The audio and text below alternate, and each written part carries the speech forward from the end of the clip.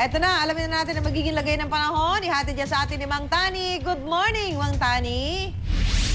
I am ready. GMA Weather. Serbisyong totoo ng GMA News. Good morning, Susan, at good morning mga kapuso. May thunderstorm advisory po na inilabas ang Pag-asa para dito sa Metro Manila mag-alas 4:30 kanina. Base sa inilabas silang thunderstorm advisory, makararanas ng thunderstorm ang ilang bahagi ng Metro Manila hanggang bago magpasado alas 6 po ngayong umaga.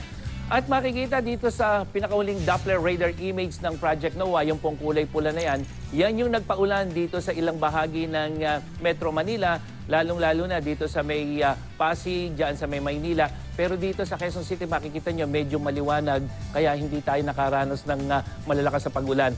Pero wala na pong kasunod dyan sa mga susunod na oras. Pero posibleng mamayang hapon, meron na namang thunderstorm. At base naman sa datos ng The Weather Company, patuloy na mataas ang tsansa ng pag-ulan dito sa Metro Manila, lalo na pagdating ng hapon. Pero yung ating init factor, mga kapuso, 38 degrees Celsius, kaya maalinsangan pa rin po mamayang hapon. May mahinang ulan naman na maaaring maranasan sa ilang lugar dito sa Luzon, lalong-lalo dito sa may Bicol region, yung kulay dilaw po na yan, malalakas sa pag-ulan yan. At dito sa may northern part ng Luzon, posible rin yung thunderstorm mamayang hapon.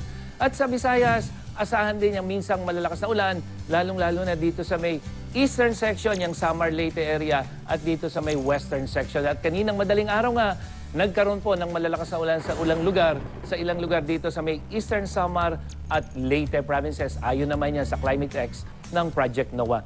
May hanggang katamtamang ulan at thunderstorm din na inaasahan sa ibang bahagi ng Mindanao dito sa may northern section, dyan sa may rehiyon ng Davao at ilang bahagi ng Zamboanga Peninsula.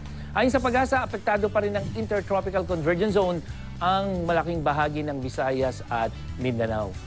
At yan ang latest mula sa GMA Weather. Ako po si Nathaniel Cruz. Magplano para sigurado. I am ready. Serbisyong totoo ng GMA News. Maraming salamat, Mang Tani.